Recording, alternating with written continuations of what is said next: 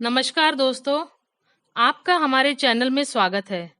आज का हमारा विषय है पल्लवन। आइए पल्लवन के बारे में विस्तार पूर्वक पढ़ते हैं। सर्वप्रथम पल्लवन से क्या तात्पर्य है यह जानेंगे। पल्लवन का तात्पर्य है विस्तार करना या किसी कथन अथवा सूक्ति को विस्तृत करके लिखना। पल्लवन का तात्पर्य बताया गया है कि किसी भी कथन या सूक्ति या किसी विषय का विस्तार करके लिखना ही पल्लवन कहलाता है। इसे विशदीकरण या विस्तारण की संज्ञा दी जाती है। ध्यान रहे, इसे हम विशदीकरण या विस्तारण की संज्ञा भी देते हैं। पल्लवन विचारों का क्रमबद्ध प्रस्तुतिकरण है अथवा किसी सुगठित विचार या भाव के विस्तार को पल्लवन कहते हैं।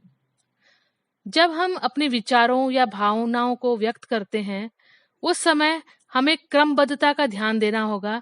जब हम विचारों को क्रमबद्ध प्रस्तुत करते हैं और हमारे विचारों और भावों को विस्तार करते हैं उसे ही हम पल्लवन कहते हैं। संक्षेपण में शब्द सीमा का बंधन होता है। संक्षेपण मूल पाठ का लगभग 1/3 है, जबकि विस्तारण में किसी सीमा का बंधन नहीं होता। कहने का तात्पर्य यह है कि संक्षेपण में शब्द सीमा का बंधन होता है।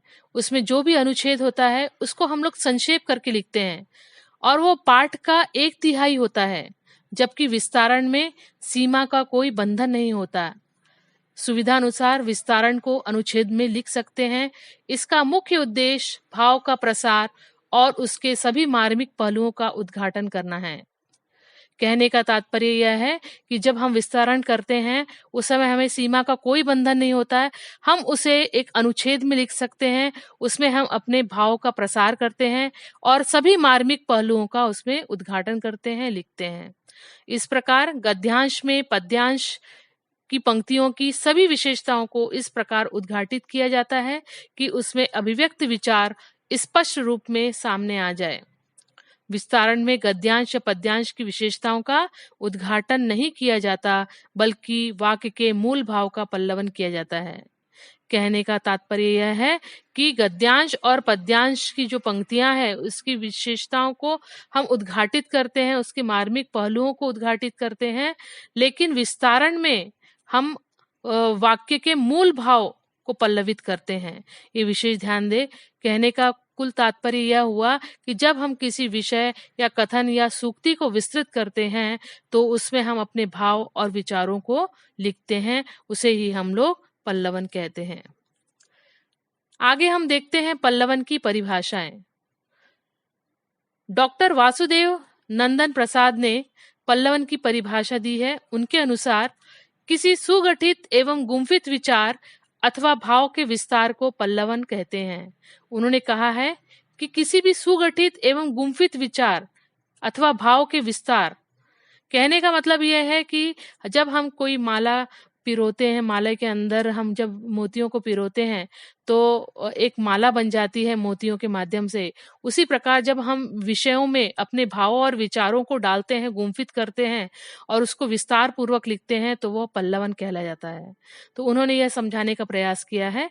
उसके बाद है प्रोफेसर राजेंद्र प्रसाद सिंह ने बताया है पल्लवन का अर्थ होता है पल्लवन उत्पन्न करना अथवा अर्थात विषय का विस्तार करना। तो उन्होंने भी यही कहने का उनका यह तात्पर्य है कि किसी भी विषय का विस्तार किया जाए उसे ही हम लोग पल्लवन का अर्थ कहते हैं या पल्लवन को जानते हैं। आगे हम लोग पल्लवन के महत्व एवं उपयोगिता की ओर देखते हैं कि पल्लवन का क्या महत्व है, कितना महत्व है और उसकी क्या उपयोगिता है। दैनिक जीवन में संक्षेपण का जितना महत्व है उतना पल्लवन का नहीं। संक्षेपण ने व्यावसायिक और प्रशासनिक क्षेत्र में अपना महत्वपूर्ण स्थान बना लिया है। आज के उद्योगपति, व्यवसायी अथवा उच्चाधिकारियों के पास इतना समय नहीं कि वे पूरे पत्र व्यवहार को पढ़े। यहाँ पर संक्षेपण के बारे में बताया गया है कि संक्षेपण को हम जितना अधिक महत्व देते हैं उतना महत्व हम पल्लवन को नहीं देते हैं। संक्षेपण को इसलिए महत्व देते हैं क्योंकि हम किसी भी चीज को संक्षेप रूप में प्रस्तुत करते हैं या सार रूप में प्रस्तुत करते हैं, चाहे वो व्यवसायिक क्षेत्र हो चाहे वो प्रशासनिक क्षेत्र हो, इसलिए वहां पर उसको महत्वपूर्ण स्थान दिया गया है। आज के उद्योगपति, व्यवसायी, उच्चाधिकारी के पास इतना समय नहीं है कि वो पत्र व्यवहार को पढ़ सके। कहने का तात्पर्य है कि वो 4-4, 5-5 पेजों की फाइलें नहीं पढ़ पाते हैं। अगर उसको हम संक्षिप्त रूप में प्रस्तुत करेंगे तो उसको पढ़ा जाएगा। तो संक्षेपण का जितना महत्व है उतना महत्व पल्लवन का नहीं है, लेकिन पल्लवन कहीं ना कहीं अपने महत्व रखता है, अपनी महत्वता को दर्शाता है। तो वे पत्र व्यवहार का सार ही जानना चाहते हैं। अंततः संक्षेप में सभी महत्वपूर्ण तथ्यों का समावेश होता है। ये पत्र व्यवहार में या संक्षेपण में होता है, लेकिन पल्लवन की दैनंदिन जीवन में ऐसी कोई आवश्यकता नहीं है, फिर भी उसका अपना महत्व और उपयोगिता है।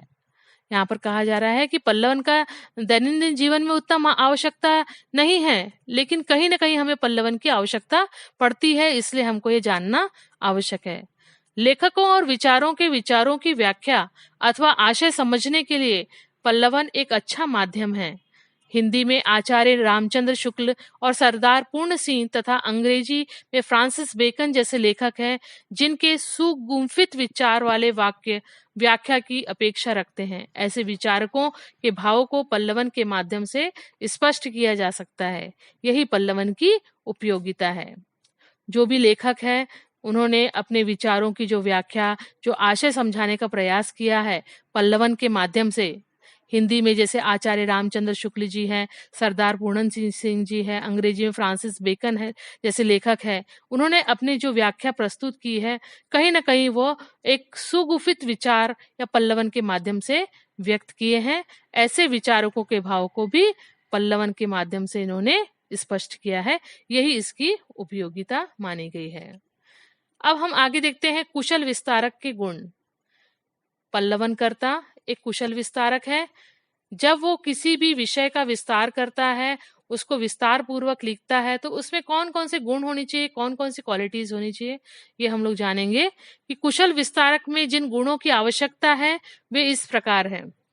पहला है गहन अध्ययनशीलता। इसमें कुशल विस्तारक के लिए गहन अध्ययनशील होना आवश्यक है।